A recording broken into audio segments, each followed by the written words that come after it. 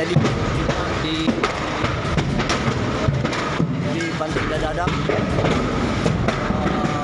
Kebakaran melanda 4 gudang di pergudangan Pantai Indah Dadap Blok HE7 Kosambi, Tangerang, Banten. Terdengar suara ledakan saat api berkobar. Bahkan petugas damkar sempat panik hendak memindahkan kendaraan. Mobil mundur dulu. Mobil mundur lagi dulu. Mobil mundur dulu, mundur.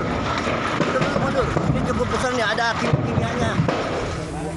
Kebakaran diduga berawal dari gudang yang memproduksi biji plastik, lalu merembet ke 3 gudang lainnya, yakni gudang blender dan 2 gudang kompor. Api juga menghanguskan 1 unit truk yang berada di dalam gudang. 9 unit mobil pemadam kebakaran Kabupaten Tangerang dikerahkan untuk menjinakkan si jago merah. Peristiwa kebakaran gudang membuat karyawan tak bisa bekerja, sementara penyebab kebakaran belum diketahui.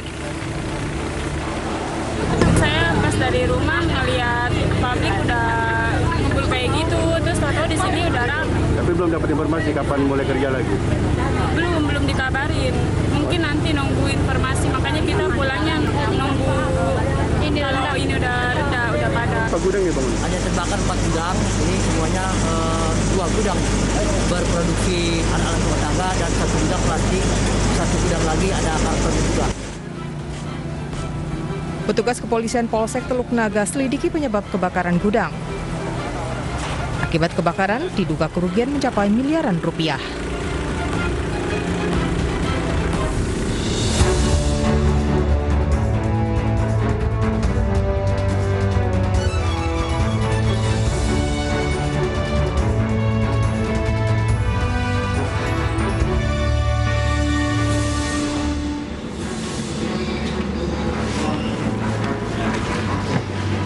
Selamat malam, kita berjumpa di iNewsroom, ruang memperbaharui informasi Anda dengan diskusi yang komprehensif.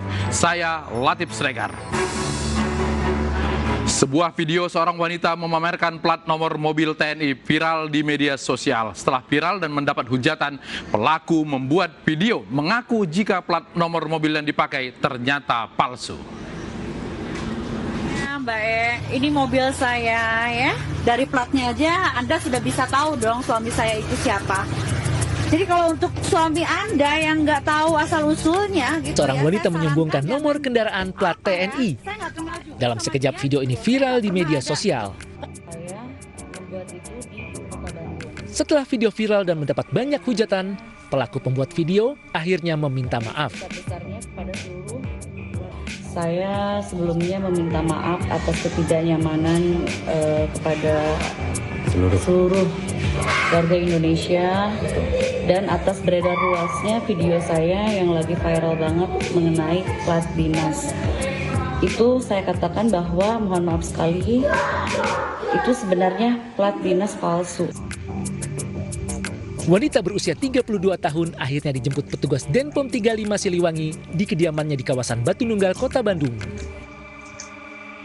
Selain diketahui merupakan plat kedinasan TNI palsu, dalam pemeriksaan diketahui sepasang plat nomor TNI bodong yang tidak terregister di Denma Mabes TNI tersebut didapatkan R asal Jakarta dari seorang yang kini masih dalam pencarian petugas Satuan Reserse Kriminal Polrestabes Bandung. Meskipun sempat menggugah video permintaan maaf, namun proses hukum tetap dilanjutkan. Untuk kelanjutan temuan ini, kasus ini kini dilimpahkan ke Satreskrim Polrestabes Bandung.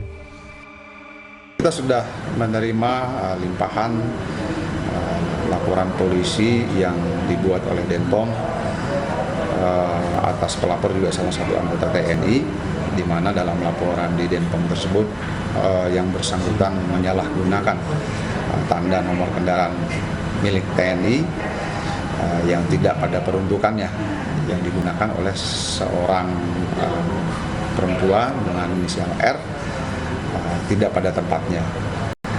Namun oleh penyidik juga kita juga sudah melakukan pendalaman, masih dalam pemeriksaan oleh penyidik. Satreskrim Polrestabes Bandung kini masih terus berkoordinasi dengan Denpom Dam 3 Siliwangi untuk mendalami kasus ini. Sementara mobil untuk sementara diamankan di Mapolrestabes Bandung.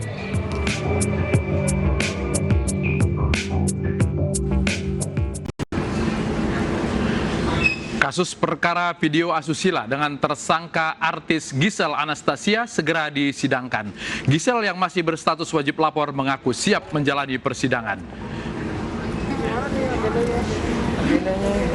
Usai menjalani wajib lapor di Polda Metro Jaya, Gisel Anastasia datang ke Kejaksaan Negeri Jakarta Selatan.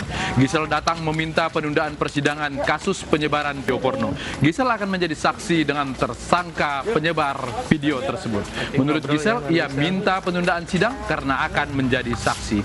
Gisel yang menjadi tersangka terkait pasal pornografi dengan ancaman hukuman 12 tahun penjara tidak ditahan. Ia hanya dikenai wajib lapor 2 kali seminggu.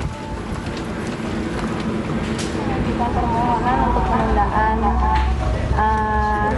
sebagai saksi ya di sidang yang di sidang yang perkara penyebar kemarin. Udah gitu aja ya.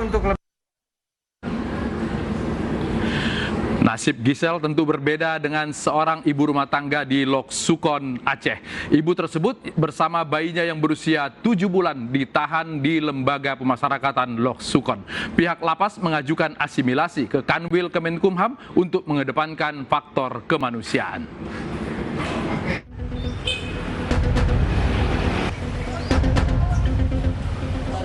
Di lapas kelas 2 Lok Sukon ini, Isma Khaira ditahan bersama bayinya yang masih berumur 7 bulan. Isma divonis bersalah di Pengadilan Negeri Lok Sukon karena pelanggaran Undang-Undang ITE.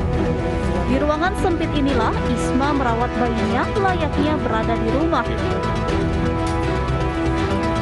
Berbagai pihak yang prihatin ikut memberikan jaminan agar bayi bersama ibunya dibebaskan.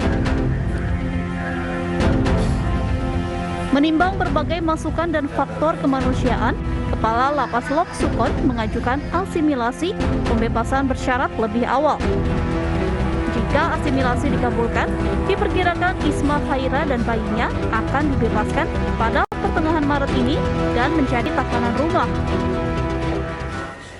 Untuk kita usulkan asimilasi di rumah, karena mengingat mungkin dari segi mamanya mungkin tidak ada masalah, tapi mungkin kondisi bayi yang sekarang berumur 7 bulan mungkin agak nyaman.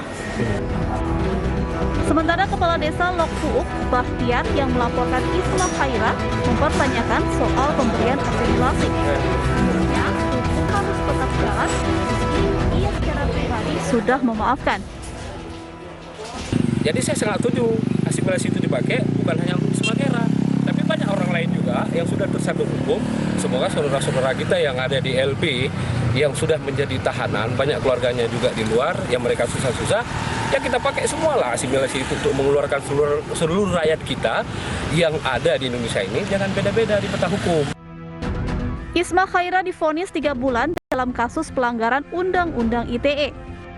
Isma dilaporkan kepala desanya sendiri karena dianggap mencemarkan nama baik. Isma merilis video di sosial media tentang pertikaian keluarganya dengan kepala desa dalam kasus sengketa tanah.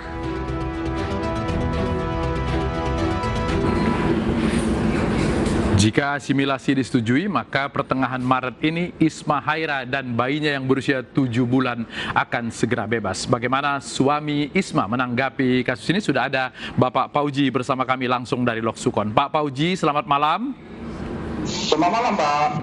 Apa sudah mendengar ada upaya untuk membebaskan istri Pak Pauji?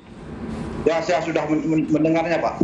Oke, apa yang diharapkan keluarga atau ada bantuan untuk kelengkapan dokumen sehingga asimilasi itu cepat berjalan? Saya berharap sangat berharap, Pak, untuk mereka keluar dari masalah ini, Pak. Saya sangat berharap karena Isma ini mempunyai 4 anak. Oke, termasuk bayi yang bersamanya sekarang di dalam lapas ya. Ada upaya meminta maaf tidak kepada kepala desa yang melaporkan kasus ini? Saya sudah berupaya beberapa kali saya berminta maaf, tapi kepala desanya tidak mau juga. Saya sudah menjual harga diri saya dari kemarin. Saya meminta maaf. Habis itu saya dengan ikhlas meminta maaf sama dia hari itu juga nggak pernah terwujud, Pak. karena kasusnya belum selesai tapi dibebaskan di tengah-tengah karena faktor kemanusiaan. Jaminan apa yang diberikan bahwa akan berkelakuan baik dan mau wajib lapor nanti setelah Ibu Isma keluar? Siap. Apa yang akan dilakukan nanti jika Ibu Isma sudah pulang ke rumah? Dia akan berkurang baik, Pak.